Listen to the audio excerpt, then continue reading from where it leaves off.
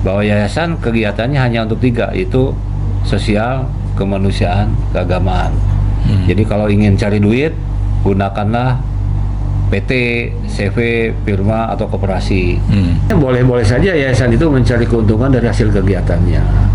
Tapi keuntungan yang dia peroleh harus dikembalikan kepada yayasan lagi, bukan untuk kepentingan pengurus, pengawas, pembina.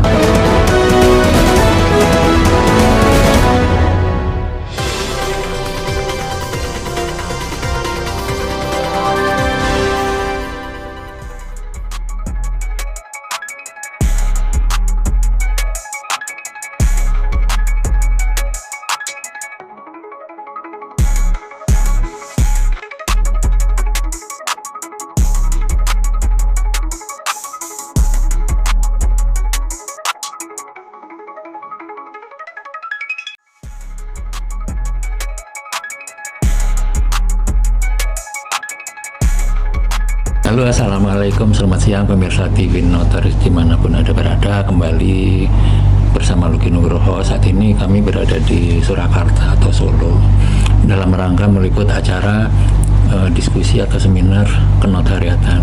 Temanya hari ini adalah yayasan. Peserta banyak, ada hampir 300 orang dari seluruh Indonesia.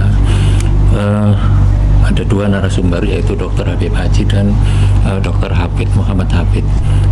Anda insya Allah tahu di hadapan Anda adalah Dr. Habib Haji dari Surabaya. Pak Habib, apa kabar? Baik, alhamdulillah ya. Alhamdulillah ya. Kita langsung aja mengenai yayasan. Saya menduga tadi akan muncul satu kalimat, banyak orang menyelewengkan atau jadi salah kaprah terhadap yayasan. Sehingga yayasan itu dianggap seperti PT untuk nyari duit, gitu kan? Sehingga problematika dari zaman dulu sampai ada kampus terkenal, sampai rebutan dan sebagainya, orang saling berkelahi karena itu saya yakin itu karena yayasan dipakai untuk nyari duit, gitu loh. Boleh dijelaskan sebetulnya yayasan itu apa sih sebetulnya, esensinya itu kenapa harus ada yayasan gitu? Ya memang sebelum lahirnya Undang-Undang Nomor 16 2001 yayasan itu dipergunakan untuk berbagai macam kegiatan, entah sosial, entah cari duit, macam-macam. Tapi setelah lahirnya Undang-Undang Nomor 16 tahun 2001 ditertibkan bahwa yayasan kegiatannya hanya untuk 3, yaitu sosial, kemanusiaan, keagamaan. Jadi kalau ingin cari duit, gunakanlah PT, CV, firma, atau koperasi. Tapi kalau ingin berbuat sosial di bidang pendidikan, keagamaan, kemanusiaan, ya gunakanlah yayasan. Meskipun yayasan itu sebenarnya boleh juga mencari untung, mencari uang. Tapi uang yang diperoleh bukan untuk kepentingan pembina, pengawas, pengurus, tapi dipergunakan untuk kepentingan keberlanjutan yayasan itu sendiri. Bukan untuk pribadi pengurus. Bukan, jadi dikembalikan untuk kegiatan, menunya kegiatan sosial, keagamaan, kemanusiaan sesuai dengan tujuan yayasannya. Jadi garis demarkasinya seperti kalau ingin kegiatan sosial, kemanusiaan, keagamaan, ya yayasan lah. Jadi apa tadi keuntungannya kalau dia pun punya usaha atau punya penghasilan atau pendapatan, tetap untuk kegiatan yayasan. Betul, dikembalikan kepada yayasan. Dan yayasan begitu. Sebetulnya yayasan itu kan kalau nggak salah rumusnya adalah definisinya adalah menyisihkan sebagian harta. Jadi bukan setor modal, tapi menyisihkan sebagian harta kekayaan pribadinya sebagai harta kekayaan 2 orang atau lebih, atau satu orang bisa? 1 orang boleh, 1 subjek hukum boleh, lebih juga boleh. Jadi yayasan adalah bila 1 orang atau lebih menyisihkan hartanya untuk kepentingan sosial, keagamaan, atau kemanusiaan. Itu kemudian pada saat itu dibentuk yayasan, berarti harta yang disisihkan itu sudah milik yayasan, tidak boleh diutak-atik milik lagi. Masyarakat itu sebetulnya ya. Iya, yayasan sudah berbadan hukum jadi milik masyarakat. Terus kalau dia menghasilkan tetap untuk yayasan juga. Nah, ini yang sering jadi salah kaprah. Anda tadi sampaikan orang salah gitu kan melihat yayasan itu, sehingga punya efek macam-macam. Ya betul. Bisa dielaborasi lagi nggak? Mungkin ada contoh-contoh. Ya sebenarnya kalau orang mendirikan yayasan tuh bukan cari duit dari yayasan sebenarnya. Sehingga kenapa yayasan itu dikatakan hanya bagi mereka yang sudah punya niat baik, ingin berbuat sosial, kemanusiaan dan keagamaan. Jadi bukan cari untung di situ. Tapi untuk hal yang tujuan baik, sehingga orang menyebutkan yayasan itu kan charity, Pak. Charity itu keikhlasan untuk berbuat sesuatu untuk kepentingan masyarakat. Jadi jangan cari keuntungan di situ sebenarnya. Kalau Anda ingin cari keuntungan, ya carilah di tempat lain. Jadi orang yayasan sudah punya visi misinya seperti itu. Sekarang kita ke persoalan yayasan untuk pendidikan ya. Soal yayasan yang bergerak dalam bidang pendidikan itu ada beberapa kasus atau mungkin lebih banyak lagi kasus itu menjadi masalah. Gitu kan. Tapi kelihatannya itu adalah dampak dari kesalahan salah pandangnya masyarakat terhadap yayasan gitu kan, sehingga menganggap ketika yayasan mendirikan sekolah misalkan lembaga pendidikan, akhirnya hasilnya itu untuk penghasilan pribadi si pendiri yayasan atau pengurus yayasan. Itu menurut Pak Habib bagaimana? Ya sebenarnya orang mendirikan yayasan tidak diniatkan cari keuntungan dari yayasan kan itu. Kalaupun cari keuntungan, profit atau benefit kan untuk kepentingan yayasan sendiri. Meskipun di yayasan diperbolehkan sebuah yayasan itu mendirikan PT, memegang saham di sebuah perseroan terbatas, boleh. Tapi ketika ada keuntungan ya tetap untuk kembalikan untuk kepentingan yayasan. Kan seperti ya, kalaupun sebuah yayasan kan diperbolehkan mendirikan PT menjadi pemegang saham sebuah perseroan terbatas, itu kan diperbolehkan. Ya tidak lebih dari 25% harta kekayaan yayasan boleh mendirikan PT. Kalaupun dari keterlibatan dia mendirikan PT punya saham, ya dapat dividen misalnya, ya untuk kepentingan yayasan juga. Keuntungannya untuk yayasan. Iya betul. Jadi saham itu sahamnya yayasan. Punya yayasan betul ya. Itu boleh-boleh saja keuntungannya untuk kepentingan yayasan juga. Jadi kalau sampai kemudian dia mendirikan sekolah, terus kemudian hasilnya untuk pendiri atau pengurus itu salah, menurut saya tidak tepat. Kalaupun misalnya keuntungan itu kan hanya diberikan seperti gaji ya, hanya yang sehari-hari bekerja di yayasan, Pak. Boleh-boleh saja yayasan itu mencari keuntungan dari hasil kegiatannya, tapi keuntungan yang dia peroleh harus dikembalikan kepada yayasan lagi, bukan untuk kepentingan pengurus, pengawas, pembina. Nah, apakah boleh di yayasan itu misalnya ada diberikan gaji? Ya boleh untuk mereka yang bekerja di yayasan. Misalnya kalau yayasannya sosial, menjalankan pendidikan formal berupa SD, kan guru-guru itu untuk digaji. Nah dari penghasilan yayasan itu guru bisa digaji. Jadi intinya sepanjang yang bersangkutan bekerja untuk kepentingan yayasan itu bisa mendapatkan gaji gitu, Pak. Tapi kalau dia sebagai pembina, pengawas, pengurus dilarang. Misalnya ada pengurus sehari-hari mengelola yayasan di sekolah. Kalau dia dalam kategorinya membantu dan bekerja, boleh juga digaji, Pak. Tapi dalam jabatannya sebagai ketua yayasan tidak bisa. Tapi aktif mengelola gitu, Pak.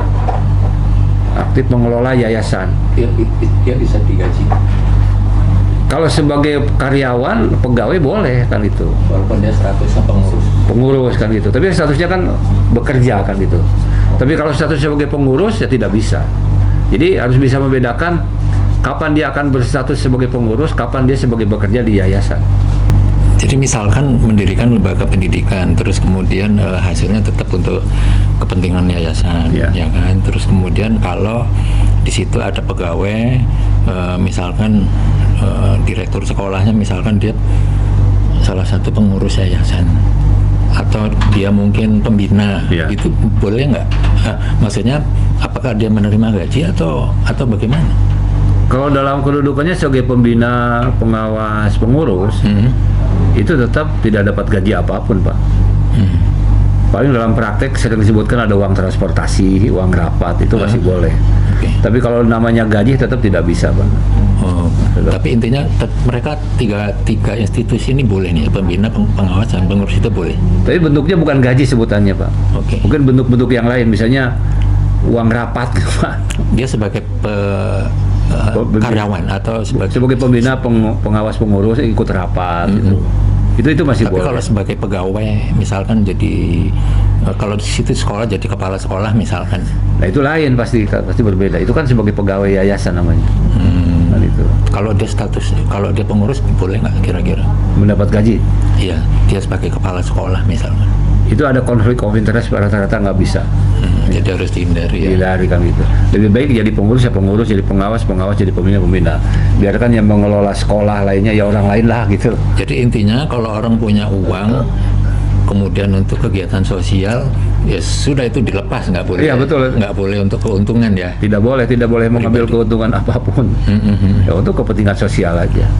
Nah, itu. Tadi ada kasus di mana seorang artis meninggal, kemudian punya anak kecil ya, punya anak kecil, kemudian banyak sumbangan tanpa nyebut nama ya, banyak sumbangan, terus kemudian sumbangannya ratusan juta, terus kemudian keluarganya nggak tahu siapa itu memanfaatkan uang itu untuk mendirikan yayasan atau modal yayasan. Menurut Pak Habib itu notarisnya kurang kurang paham dan tidak memberikan gimana itu? Jadi sebenarnya kalau mendirikan yayasan kan boleh saja Pak. Yang jadi masalah itu penyisihan kekayaan awalnya itu Pak, harusnya ada kekayaan pribadi pendiri kan. Tapi ini dari sumbangan orang lain. Kalau itu boleh, tergantung niat orang menyumbangnya untuk apa. Harusnya yayasan itu dirikan dulu dengan kekayaan pribadi gitu, berdiri berbadan hukum, selesai. Baru itu ada sumbangan masuk gitu Pak. Nah, seperti itu. Bukan sumbangan diterima itulah modal kekayaan awalnya. Kalau dalam kasus ini kan punya bayi misalkan ya. Iya. Itu nanti kalau besar dia nuntut itu bagaimana tuh? Itu masalahnya. Masalahnya jadi besar gitu kan. Iya, masalahnya kan di situ. Itu masyarakat tuh menyumbang untuk saya loh gitu. Suatu saat dia besok mana uangnya, oh ada yayasan. Yayasan kalau sudah berbadan hukum milik masyarakat, dia nggak bisa nuntut apa. Berarti si notaris nggak paham waktu itu ya tentang ini. Yang kasus di Madura itu? Ya sama. Jadi ada dua orang masuk dalam pengurusan yayasan, ada saudara yang lain tidak dimasukkan, protes. Ya protes kan dasarnya ini mendirikan bapak saya. Kalau yayasan tidak dari sisi kepengurusan ya, kan tidak mengenal pewarisan Pak. Tetap aja mekanismenya melalui pembina. Ya boleh aja, tapi mekanisme pembina ditempuh. Seperti itu. Berarti si notaris harus paham sekali lagi si notaris ya. Yang mendirikan bapak saya ahli warisnya, saya jadi pengurus dong. Langsung dijadikan perubahannya tidak bisa Pak. Anda rapat dulu di pembina diterima atau enggak. Kalau kata pembina oke, baru kita masuk. Tapi intinya yayasan itu tidak bisa jadi waris ya, ada? Nggak bisa Pak. Nggak bisa ya? Nggak bisa. Nggak ada pewarisan dalam yayasan itu. Nggak ada ya? Iya. Sekarang satu lagi Pak Habib, ini dulu pernah saya tanya tapi saya tidak mendapat jawaban yang memuaskan. Sekarang itu dengan adanya banyak perumahan makin menjamur, itu warga perumahan mendirikan musola katakanlah. Iya. Ya, mendirikan musola di tanah fasum atau fasos. Nah, tanah PSU lah, yang peruntukannya untuk masyarakat. Nah, kemudian berdirilah itu musola atau masjid dari sumbangan dan sebagainya, berdiri di atas tanah fasos. Ya. Nah, kemudian dibentuklah panitia, ya kan biasa kalau itu bentuk panitia dulu, ada takmir masjid, pengurus masjid dan sebagainya, berdiri, kemudian semua sumbangan masuk ke takmir masjid. Sudah berjalan sekian tahun, barulah kemudian didirikan yayasan. Nah, yayasan itu diinisiasi oleh para pengurus masjid yang sudah ada. Iya. Masjid sudah berdiri 2-3 tahun, kemudian bikin yayasan. Pertanyaannya adalah, ketika berdiri itu yayasan, siapakah yang lebih berkuasa, takmir masjid atau atau pengurus yayasan? Itu memang sering terjadi Pak. Iya, kan banyak nih perumahan. Dirikan dulu masjid, maju berkembang, perlu yayasan, gitu kan. Itu yang dalam praktek sering terjadi seperti itu. Siapa yang paling berkuasa? Makanya saya tanya ke Pak Habib, takmir atau yayasan dulu? Kan gitu. Iya. Pertanyaannya kenapa harus dibuat yayasan kan itu? Katanya keperluannya untuk menerima, ada persyaratan kalau menerima sesuatu. Kalau Bapak menerima semacam itu, masjid sudah berdiri gitu ya, baru dibuat yayasan. Takmir kan ingin berkuasa tuh, ingin tetap di undang-undang yayasan atau di anggaran tuh ada yang namanya pelaksana kegiatan. tempatkan saja takmir di situ.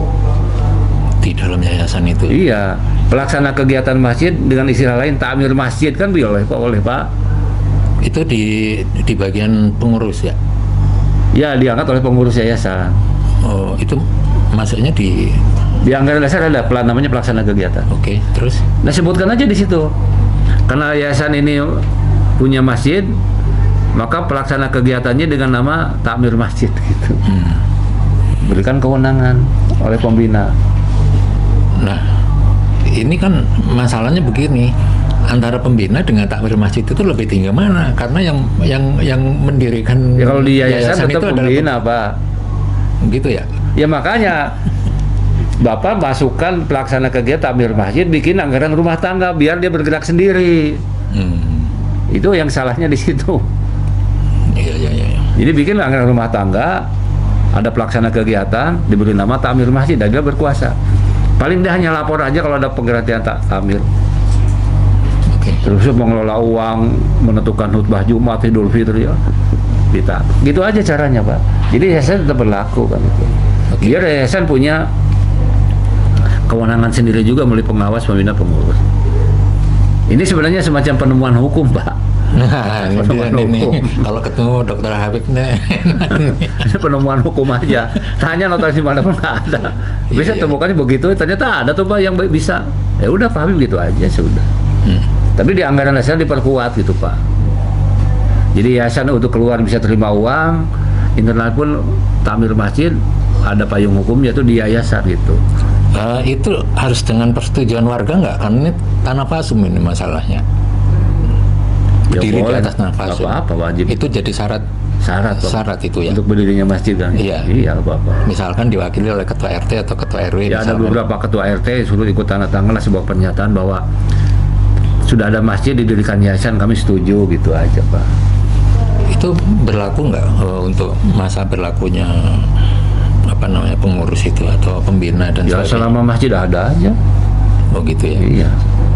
Ganti ketua RT, ganti ketua RW kan nggak ada masalah selama itu berlaku. Begitu aja. Sebetulnya Dewan Pembina itu sampai seberapa lama sih itu? Seumur hidup atau bagaimana? Kalau di undang-undangnya begini isinya Pak. Pembina yang berasal dari pendiri tanpa batas waktu itu aja. Oh. Dia berakhir mengundurkan diri atau meninggal dunia. Yang dari pendiri. Pendiri gitu kan. Intinya kan begitu. Iya. Nah, bagaimana pembinanya bukan pendiri, apakah boleh dibatasi atau tidak? Nah, ini masalah hukum yang lain. Kan itu. Itu kelihatannya mutlak ada di situ ya. Ada. Dia punya wewenang. Karena dalam praktek biasanya kejadian begini Pak. Orang mendirikan yayasan, dia sebagai pembina, kan seumur hidup tuh. Suatu saat kan dia mati juga kan. Iya. Nah, siapa yang jadi pembina? Orang lain kan. Yang masuk kemudian. Tiba-tiba dia tidak berdarah, tidak berjuang mendirikan yayasan, ya jadi pembina. Dia pecat aja semuanya Pak. Ada kejadian begitu Pak. Iya. Dia Anda tidak tahu apa kok tentang yayasan, tiba-tiba memecat pengurus, pengawas yang udah berpengalaman, memecat guru, dosen. Karena dia pembina, saya pembina, iya. Nah itu jadi masalah, itu harus dibenahi sebenarnya. Oke, terima kasih, kayaknya sudah kita cukupkan sekian dulu karena banyak sekali. Ya, kapan-kapan bicara lagi. Saya jauh-jauh ke Solo mau nanya Pak Habib ini. Ya, Bapak kerjakan cari notarisnya yang mampu buatnya gitu aja, Pak. Penemuan hukum ini. Ini itu pertanyaan dia juga. Kalau dia nggak nanya, mah jawab, tapi saya tahu jawabnya. Baik, terima kasih pemirsa. Terima kasih Pak Habib. Baik, semoga sama-sama. sehat. Mau balik ke Jakarta. Surabaya ya? Ya, nanti malam, Pak. Oh iya. Terima kasih. Assalamualaikum.